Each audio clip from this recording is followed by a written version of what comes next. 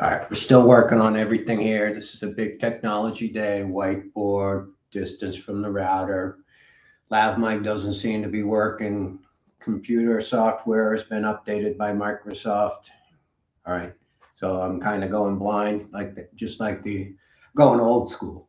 We used to take a picture, finish the roll, a couple months later, send it out to somebody in Rochester, New York. They develop it, and all of a sudden you get your prints back. That's kind of the primitive level that we're working at now. All right, focus up.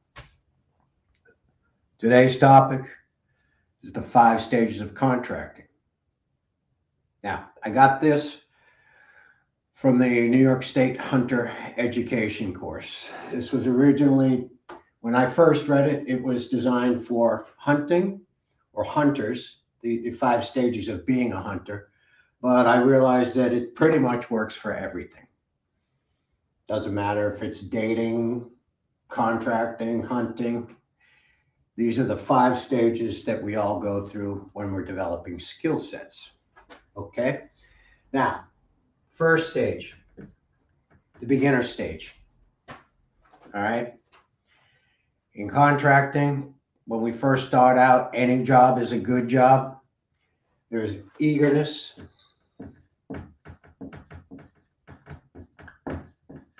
We're very eager in the beginning. That leads to bad decisions.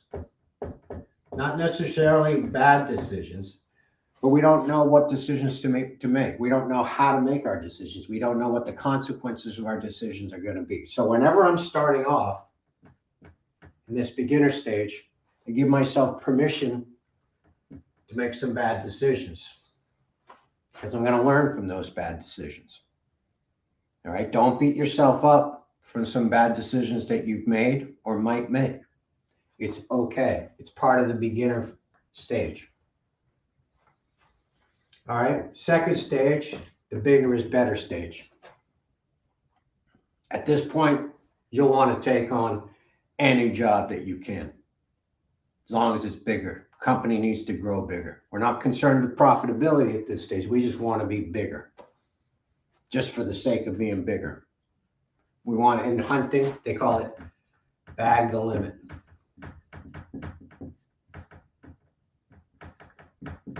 Construction will take on everything. I'll build a house. I remember I had a big addition going on a house, a library, a couple other projects going on all at the same time. I spread myself too thin. I wasn't making any more money than I was in my eager bad decision days. I thought that bagging the limit would make me more profitable. This is a fallacy. All right, then we get to the trophy stage. Quality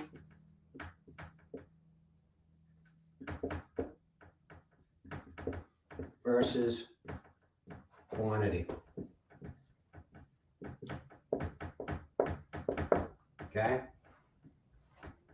Once I got to the trophy stage, that's when I focused on cabinet making, libraries, kitchens, high-end work. This is where you start to smarten up. When you get to the trophy stage, you're no longer a dumbass contractor. All right, here, both of these stages, you're a dumbass. That's why we call this dumbass contracting. All right, trophy stage, quality versus quantity. The light's starting to come on. Not every job is good. We want to focus on some big quality jobs or some small quality jobs, but we want quality over quantity. I dropped down at this stage, I dropped down to myself and one other guy, because I knew I could put out this quality over quantity. All right, the method stage. It's the 4th stage. All right. This is where process becomes the focus. All right, this is where we start to develop systems. This is where we start to recognize the pattern Any of you people that were musicians, you're always taught to look for the pattern. The patterns will repeat themselves. This is where I started to organize my contracts, write specific contracts for specific job types. Sometimes if I'm doing a whole kitchen remodel, my contract would be 14 to 15 pages long. Sometimes if I'm replacing a front door handle, my contract is 1 page long with the homeowner signs the bottom of it. But this is where process becomes the focus, and where we start to realize and recognize that there are systems.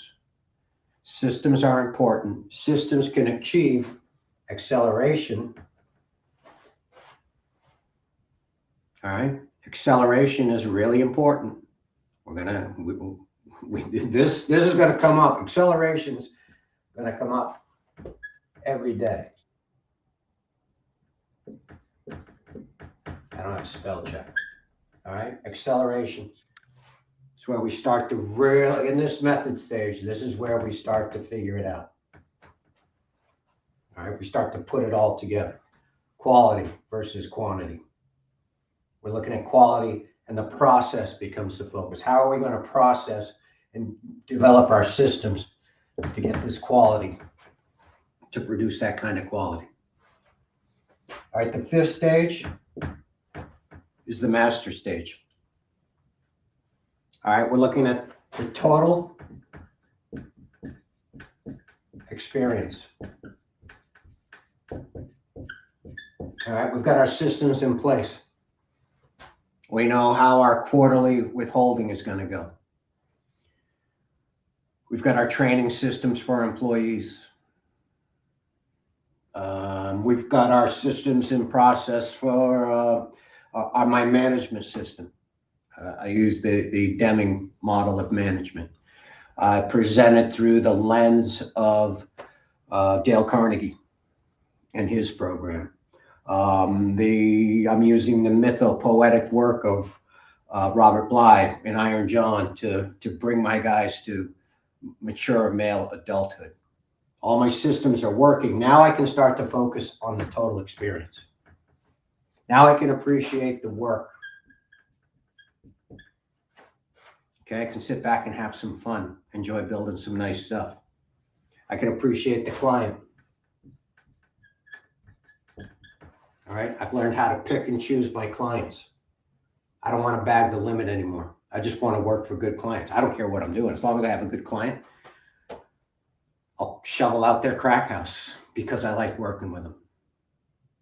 You can ask me to build a $250,000 kitchen for a less than desirable client, and it's no fun. So I've learned how to pick and choose my clients.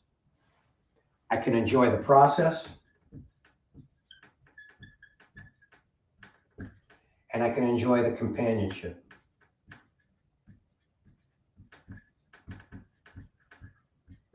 In hunting, it's being outdoors, being out in the fresh air with your friends, with your family, maybe your sons, daughters, grandchildren. But we're enjoying the companionship. We're able to stand back. And in Gestalt therapy, they call it a Gestalt. We're able to take in all the pieces. My job as a coach is to get folks from the beginner stage down to the master stage in the shortest amount of time humanly possible.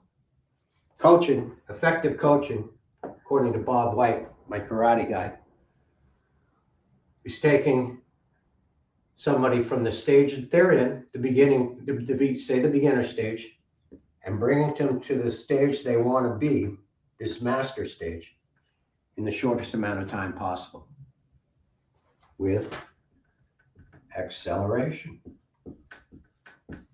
How can I shorten that path? All right, we're going to have Joe Moreira in here. He's been in the program for 5 years. He understands what we're doing. He's smart. He gets it. We're going to talk about acceleration because he's getting ready to go out on his own. And I want him to get to this master stage. I want him to skip these 3 stages or bounce through them really quick. because these stages are really unimportant. The trophy stage doesn't matter.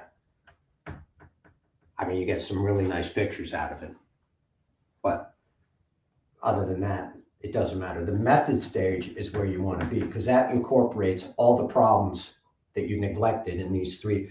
If you're in the trophy stage with a bad client, you're not going to sleep much at night. They're going to constantly grind and turn your stomach. How come it's not done?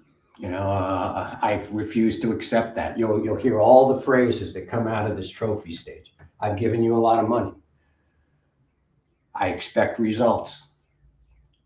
When you can get down to this method stage, things start to smooth out. The process, the whole process, all the systems. How I've done it with Joe is making him aware of my systems, my accounting systems, my construction systems, my material handling systems, my employee management systems. There are all of these systems going on in the background that he's aware of. Okay? It took me years to develop it. I'm 62. He's going to start off at this systems phase at 32. His dad and I are the same age. At some point, we'll both go to work for him, give him the headaches. Why not?